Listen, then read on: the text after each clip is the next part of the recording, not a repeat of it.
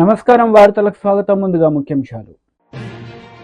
TDP leader press meet, పలు అంశాలపై వివరణ.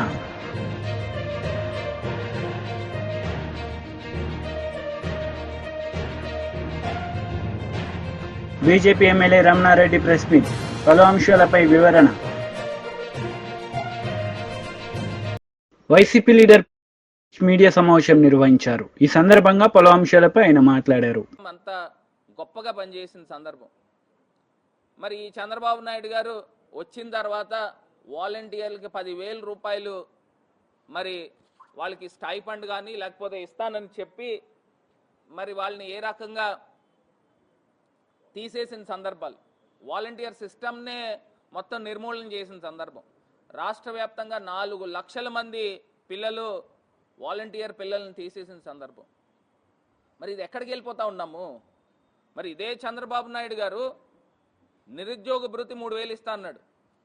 మరి వాలంటీర్స్ కూడా పాపం చాలామందికి ఉద్యోగ ఉపాధి లేకపోవడం వలన కదా మరి వాలంటీర్స్ కింద వస్తూ ఉన్నారు. మరి నిజంగా ఆ రకంగా ఆలోచన చేసిన ఈ వాలంటీర్ సిస్టమ్ని కంటిన్యూ చేయాలి కదా. మరి ఈయనే మాటలు ఇచ్చాడు. ఇదే చంద్రబాబు నాయుడు గారు మరి మాటలు ఇచ్చి వాగ్దానాలు చేసి మరి ఏ రకంగా వాలంటీర్ సిస్టమ్ని పూర్తిగా నిర్వీర్యం చేసిన సందర్భం. మరి ఇది మోసం కాదా అని అడుగుతా ఉన్నా. ఇదే చంద్రబాబు నాయుడు గారు అసెంబ్లీ వేదికగా ఆయన చెప్పిన మాటలు ఏమని చెప్తా ఉన్నాడు? భయం వేస్తూ ఉందంట. మేము సూపర్ 6 అనే హామీలు ఇచ్చాము, అది చూస్తుంటే భయం వేస్తూ ఉంది, ముందుకు వెళ్ళలేని పరిస్థితులు, ప్రజలు ఆలోచన చేయాలంటున్నాడు. అంటే దానికి అర్థం ఏంటి? నీ సూపర్ 6 హామీలన్నీ ఎత్తేస్తావనే కదా. దానికి అర్థం ఏంటి? ప్రజలు ఆలోచన చేయాలి. ఇంకా నయం అర్థం చేసుకోండి, ఇంకా నేను ఇవ్వలేనని డైరెక్ట్గా చెప్పేలే. అదే నాదెండ్ల మనోహర్ గారు మంత్రివర్యులు, ఆయన క్వశ్చన్ అవర్లో డైరెక్ట్గా చెప్పాడు 3 సిలిండర్లు ఇవ్వలేము అని. మరి ఇదే మంత్రి లోకేష్ గారు ఆయన ఏం చెప్తా ఉన్నాడు? అందరినీ కూర్చోబెట్టి మాట్లాడి ఎంతమంది పిల్లలు ఉన్నారో ఐడెంటిఫై చేసుకుని, అసలు ఏంది ఐడెంటిఫై చేసేది? కలెక్టర్లకి సచివాలయాల వారీగా ఏ సచివాలయంలో ఎంతెంతమంది తల్లులు ఉన్నారు, ఎంతెంతమంది పిల్లలు స్కూల్స్కి వెళ్తున్నారు అనేది ఎంతసేపు ఆ డేటా తీసుకోవడము? మరి దానికి కూడా మంగళం చెప్పిన పరిస్థితులు. మరి ఇదే ఎలక్షన్ క్యాంపెయినింగ్లో మరి ఏ రకంగా మాటలు చెప్పారు? 15,000 15,000 15,000 18,000 18,000 18,000 అని ఈ రకమైన మాటలు మాట్లాడి, ఇంకో ఎవరో పాపం చిన్న పాప ఎవరో వస్తే మంచి హుషారుగా ఉంది, ఈ అమ్మాయికి కూడా 15,000. అసలు ఏం జరుగుతుంది?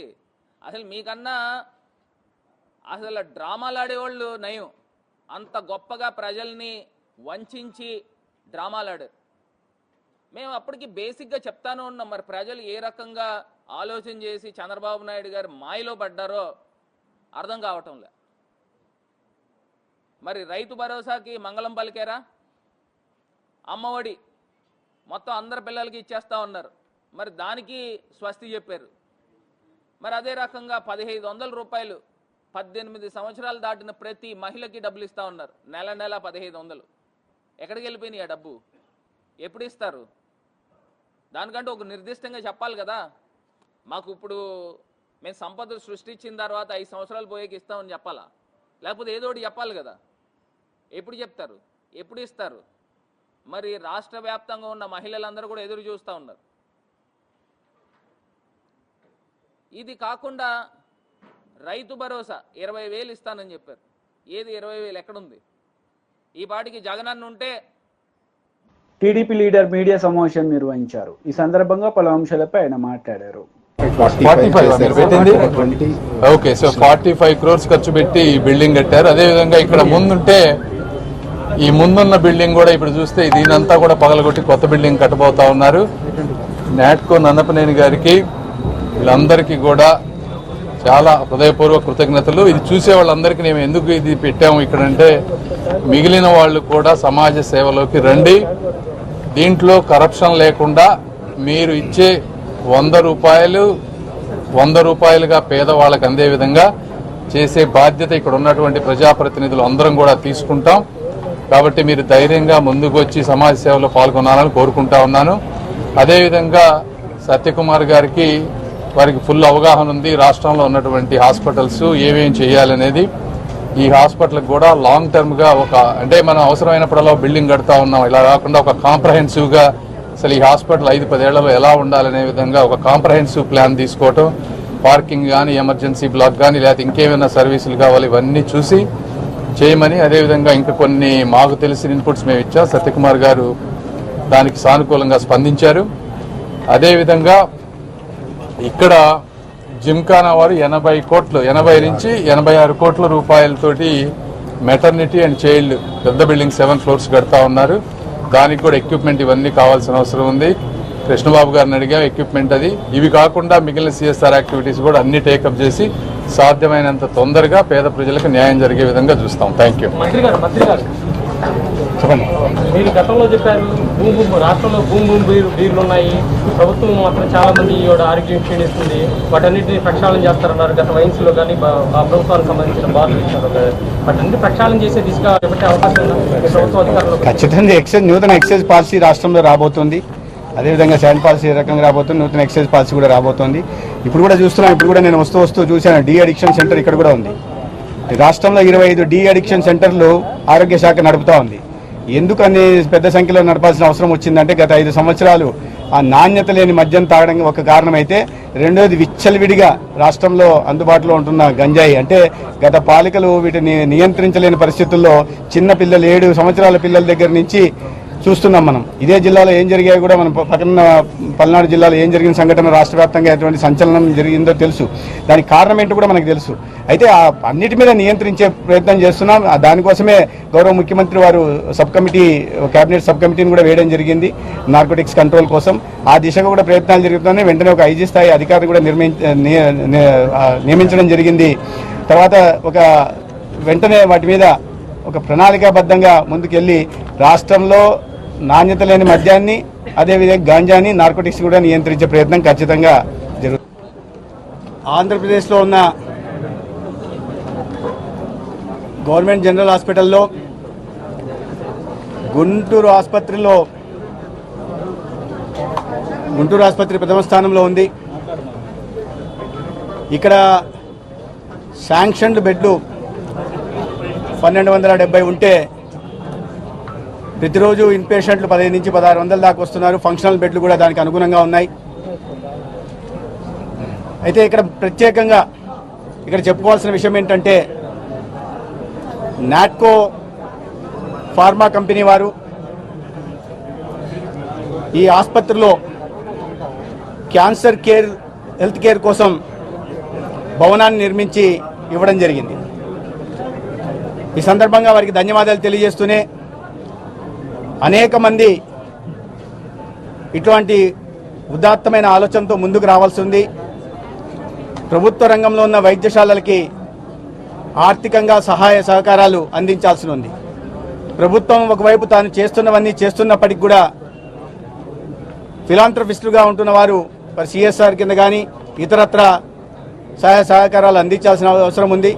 అదే సందర్భంగా Guntur Gymkhana medical college old students alumni ఏదైతే ఉందో, వారు కూడా దాదాపు 100 కోట్లతో MCH వాడికి ఇతర సౌకర్యాల మౌలిక సదుపాయాల కల్పన కోసం కూడా సహకారాలు అందించడం జరిగింది.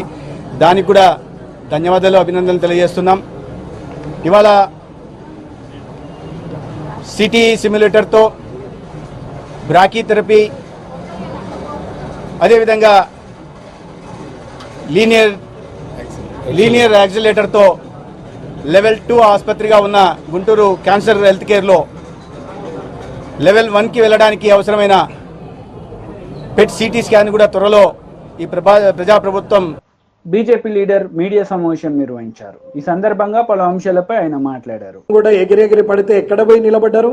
వారి జీవితంలో కూడా అనుకోకుండా గాంధీ మహాత్మ ముందట ధర్నా చేస్తామని కానీ, అసెంబ్లీ బయట కూర్చుంటామని కానీ, ధర్నా చౌక్ దగ్గరికి పోయి నిలబడతామని కానీ, ఏ ధర్నా చౌక్ అయితే ఎత్తేసారో ఆ ధర్నా చౌక్ మీద నిలబడతామని వారు కలలో కూడా ఊహించకుండొచ్చు. వారు పోయి అక్కడ నిలబడ్డారు. ఆ పూర్తి తెలంగాణ సాధించినామని చెప్పుకున్నటువంటి కేసీఆరే ఇవాళ ముఖం చాటేసే పరిస్థితి వస్తే, ఇవాళ మా సోనియమ్మ ఇచ్చింది తెలంగాణ అని చెప్పి ఎగిరెగిరి పడుతున్న మీరు అప్పుల తెలంగాణను అబద్ధమన్నా కావాలా? లేదు ఇది అప్పుల తెలంగాణనే అంటే మీరు 1,50,000 కోట్లతోని అభివృద్ధి చేస్తామని ఏ మాట అయితే చెప్తారో అదే అబద్ధమన్నా కావాలా? ఏది నిజం, ఏది అబద్ధం? అప్పుల తెలంగాణ నిజమా? 1,50,000 కోట్ల అభివృద్ధి అబద్ధమా? లేదా అప్పుల తెలంగాణ అబద్ధమా? అయితే 1,50,000 కోట్ల ధనిక రాష్ట్రంగా ఉన్నటువంటి దాంట్లో నిలువ సొమ్ము ఉన్నట్టు లెక్క, జమ సొమ్ము ఉన్నట్టు లెక్కన. ఇది బట్టి గారు, శ్రీధర్ బాబు గారు, ముఖ్యంగా ముఖ్యమంత్రి గారు చెప్పాల్సిన అవసరం ఉన్నది. నిన్న మాట్లాడతాడు నిజాం ప్రభువు నిజాం కాలేజ్ కట్టించిండు, మూసీ నది చేసిండు, అట్లాగే హుసేన్ సాగర్ కట్టిరు, ఇవాళ ఆయన చేసుట్లనే పత్తర్ఘాట్ ఉన్నది, ఆయనే చేస్తుండలా కబూతర్ ఖానా ఉన్నది, ఆయన చేస్తుట్లనే ఉస్మానియా హాస్పిటల్ ఉన్నది అని చెప్పి మాట్లాడుతున్నాడు. మరి బట్టలు ఉడిపించి బతుకమ్మ ఆడిపించిన నిజాం నవాబు జ్ఞాపకం రాలేదా? ఈ తెలంగాణ, ఈ నిజాం స్టేట్లో ఉన్న ప్రతి ఒక్కరిని పన్ను వసూలు చేసి, రక్తం పిండి, పాలు పిండి, ఆడవాళ్లను మానభంగం చేసి పన్నులు వసూలు చేసిన నిజాం ప్రభు జ్ఞాపకం రాలేదా రేవంత్ రెడ్డి గారు? ఏం మాట్లాడతారు? ఎదురుగా అక్బరుద్దీన్ గారు ఉంటే మీకేమన్నా గజగజ అన్నదా? అక్బరుద్దీన్ గారిని చూస్తే ఏమన్నా చేవ చచ్చిపోయారా? అదా మీ పొగుడుతా? అక్బరుద్దీన్ గారికి మీరు చెప్తూ పోతున్నారా? ఇంకా నిజాం ప్రభు పెట్టిన భిక్షనే మన బతుకు అన్నట్టు మాట్లాడుతున్నావు. మన రక్తమాంసాలను పిండి, ఆడవాళ్ళ చనుబాలు పిండి, ఆడవాళ్లను మనభంగం చేసి మన నిజాం స్టేట్లో ఉన్న ప్రజల రక్త మాంసాలతోని పిండి వసూలు చేసి వల్ల హైదరాబాద్ నగరము ఆయన షోకుల కోసం తయారు చేసుకుంటే అదేదో ప్రజల కోసం తయారు చేసినట్టు మాట్లాడుతున్నావు రేవంత్ రెడ్డి గారు. దీనికి ఏమన్నా న్యాయం అనిపిస్తుందా? ఏమన్నా అర్థం ఉందా? తెలంగాణ విమోచన దినోత్సవం సెప్టెంబర్ 17 రోజు చేయాలని చెప్పి ప్రజలందరూ కోరుతా ఉంటే పురాణా నిజాం పోయిండు, నిజాంకు జాగీర్దార్ తిరిగి వచ్చిన కేసీఆర్ పోయిండు, ఇప్పుడు మళ్ళా నయా నిజాం వచ్చినట్టు మాట్లాడుతూ ఉన్నాం. ఇది ఎంతవరకు కరెక్టు రేవంత్ రెడ్డి గారు? ప్రజల ముందొచ్చి మాట్లాడు, ఒకసారి చెప్పి చూడు. అక్బరుద్దీన్ గారి సహకారం తీసుకుంటే దానం నాగేందర్ గారు గెలుస్తారని చెప్పి భూతు పురాణం మాట్లాడిన దానం నాగేందర్ గారు అక్బరుద్దీన్ వచ్చి క్షమాపణ చెప్పాలంటే చెప్పినావు. అది దానం నాగేందర్ గారి గెలుపోవటంలకు సంబంధించిన విషయం కాబట్టి ఆయన ఒప్పుకోవచ్చు. కానీ అసలు తప్పు మాట్లాడితే శిక్ష వేయాలా, సస్పెండ్ చేయాలని మాట్లాడిన ముఖ్యమంత్రి కళ్ళ ముందట భూతు పురాణం ఓపెన్ అయితే కూడా ఒక్క మాట మాట్లాడకుండా మూతి మీద చేసుకొని కూర్చున్నాడు. శ్రీధర్ బాబు గారు జారగిల్లబడి చూస్తున్నారు. బట్టి గారు అట్లాగే మౌనం వహించారు. పొంగులేటి శ్రీనివాసరెడ్డి గారు అట్లాగే కూర్చున్నారు. సీతక్క గారు ఒక్క మాట మాట్లాడలేరు. పొన్నం ప్రభాకర్ గారు నవ్వుతుంటారు. ఎదుటి ఆఫ్ ద రికార్డులో కూడా మాట్లాడినటువంటి ఎదురుగా ఉన్న ఎమ్మెల్యేలకు కూడా కనీసం ఏం మాట్లాడుతున్నాము, ఎలా మాట్లాడుతున్నాము, సభా సంప్రదాయాలు ఏంది అనేది కూడా తెలియని పరిస్థితుల్లో తెలిసిన వ్యక్తులు తెలియని వ్యక్తులను ఉసిగొలుపుతూ అసందర్భంగా అన్పార్లమెంటరీ వర్డ్స్ మాట్లాడుతూ ఉంటే ఈయన మైకులు అన్నమాట వాళ్ళు మైకు లేకుండా అన్నారు.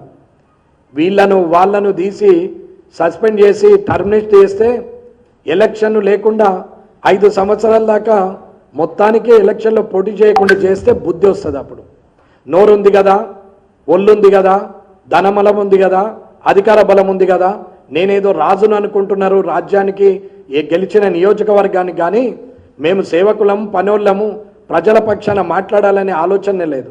95 గంటలల్లో కనీసం గంట సేపు కూడా ప్రజా సమస్యల మీద మాట్లాడలే.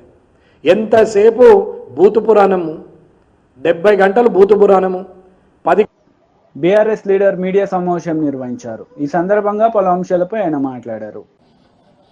సీనియర్ సభ్యుడైన ఓవైసీ గారు కూడా, అక్బరుద్దీన్ ఓవైసీ గారు కూడా ఒక దశలో అంటే ఎజెండా పొద్దున షార్ట్ డిస్కషన్ ఎజెండా ఉంటే 10 గంటలకు 11 గంటలకు షార్ట్ డిస్కషన్ ఉంటే అదే రోజు పొద్దున 4 గంటలకు 5 గంటలకు మాకు ఎజెండా పంపించడం.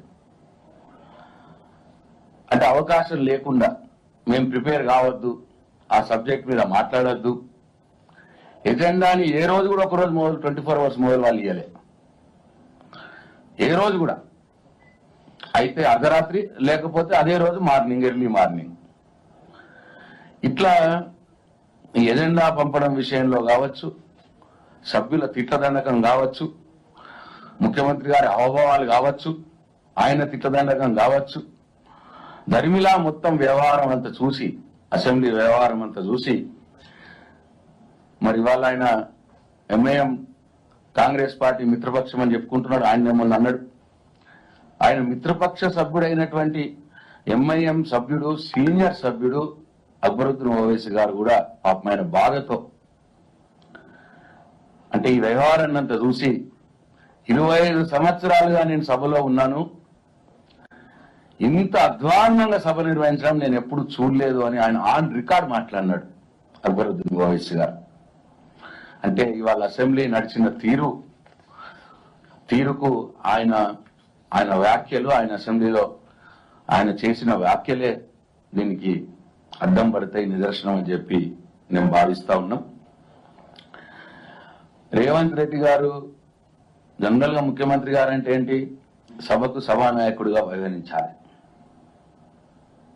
ఆయన సభానాయకుడు కాకుండా ఒక అటవిక రాజ్యానికి రాజు ఎట్లయితే అటవికంగా ప్రవర్తిస్తాడో అట్లా ప్రవర్తించినాడు.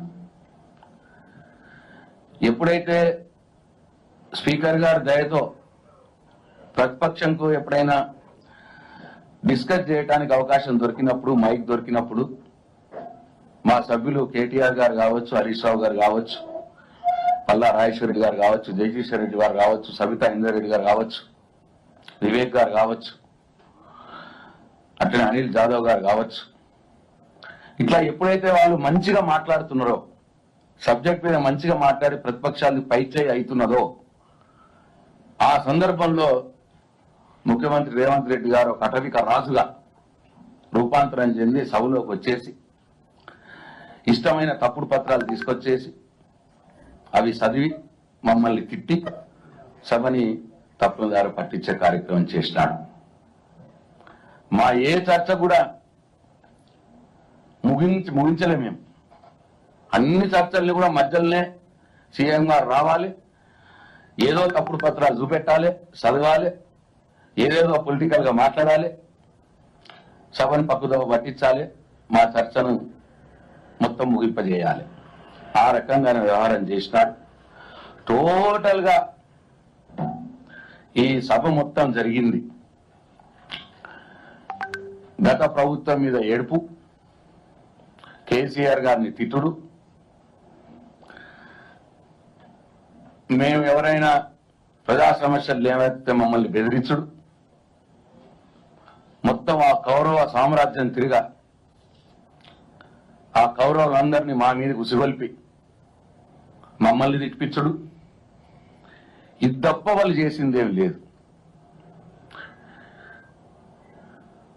మొత్తం ఎంత విచిత్రం అంటే అసలు కేసీఆర్ తెలంగాణకి ఏం చేయలేదు అంటాడు ఆయన. ఫైనల్ గా కన్నుండి చూడలేని కబోది ముఖ్యమంత్రి రేవంత్ రెడ్డి గారు. ఏమీ చేయలేదన్న మాట అంటే కేసీఆర్ ఆనవాళ్లు చెరిపేసే ఒక కుట్రలో భాగం. వైసీపీ లీడర్ మీడియా సమావేశం నిర్వహించారు. ఈ సందర్భంగా పలు అంశాలపై ఆయన మాట్లాడారు.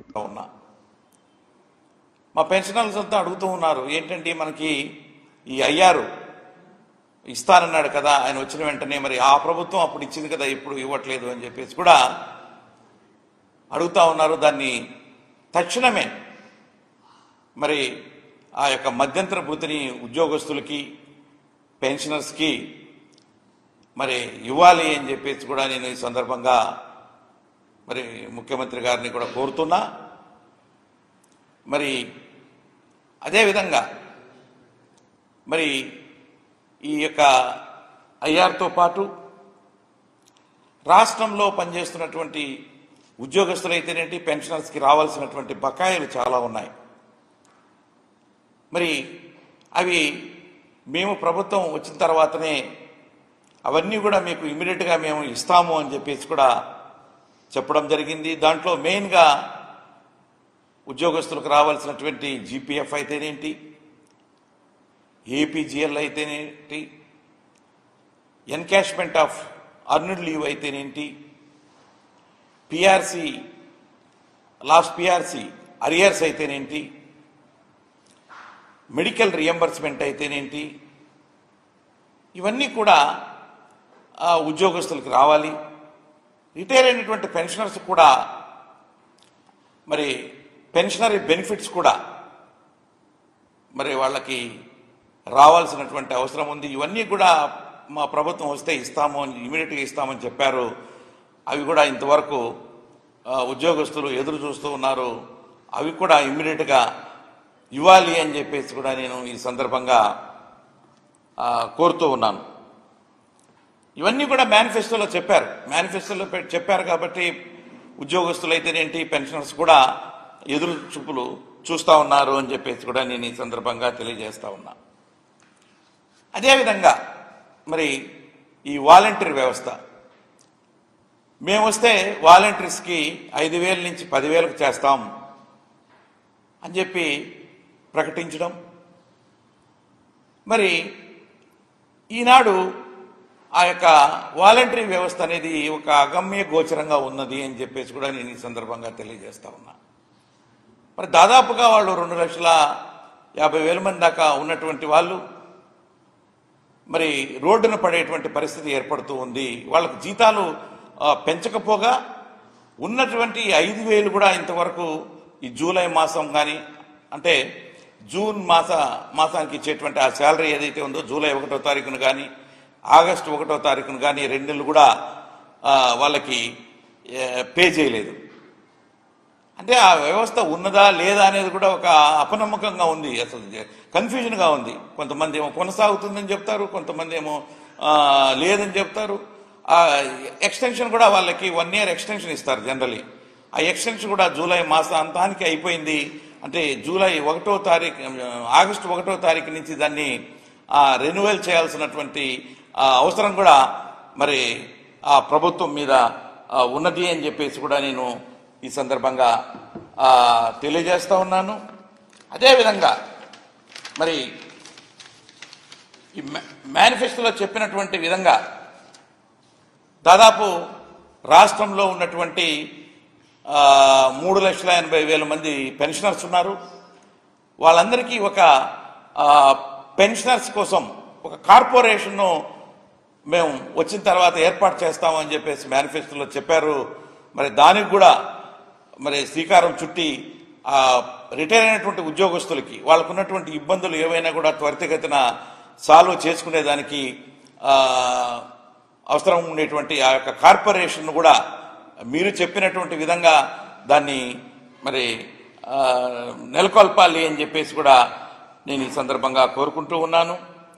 అదేవిధంగా మరి రాష్ట్రంలో పనిచేస్తున్నటువంటి ఉద్యోగస్తుల్లో దాదాపు కొత్తగా అపాయింట్ అయినటువంటి ఈ యొక్క గ్రామ సచివాలయంలో పనిచేస్తున్నటువంటి 1,20,000 ఉద్యోగస్తులతో పాటు అంతకుముందు ఎక్కువ మంది టీచర్స్ కానీ కొంత పోలీసులో ఉన్నటువంటి వాళ్ళు కూడా ఒక 2.5 lakh 3 lakh ఎంప్లాయీస్ దాకా ఈ సిపిఎస్ కిందకి వస్తారు.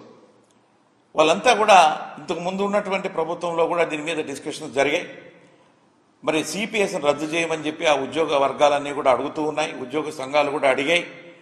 అయితే ఆనాడు ఉన్నటువంటి ప్రభుత్వం సిపిఎస్ను రద్దు చేయలేము, ఒక జిపిఎస్ విధానాన్ని తీసుకొస్తాము అని చెప్పి ఉద్యోగ సంఘ నాయకులతో దప్పదప్పాలుగా జరిగినటువంటి జాయింట్ స్టాఫ్ కౌన్సిల్ మీటింగ్స్లో కూడా తెలియజేసి మరి రిటైర్ అయ్యే నాటికి వచ్చేటువంటి ఆ యొక్క శాలరీలో ఒక సగభాగం ఇస్తూ దాని మీద డిఆర్ కూడా డిఎన్ఎస్ అలవెన్స్ కూడా ఆ యొక్క రిటైర్ అయినటువంటి సిపిఎస్ ఉద్యోగస్తులకి వచ్చేదానికి అవకాశం ఉంటుంది. కాబట్టి వార్తలు ముగించే ముందు ముఖ్యాంశాలు మరోసారి.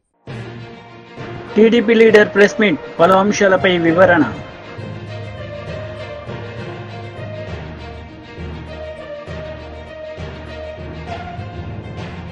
BJP MLA Ramana Reddy press meet, పలు అంశాలపై వివరణ. ఈ వార్తలు ఇంతటితో సమాప్తం. తిరిగి ప్రసారమయ్యే వార్తలు మళ్ళీ కలుద్దాం. అంతవరకు సెలవు. నమస్తే.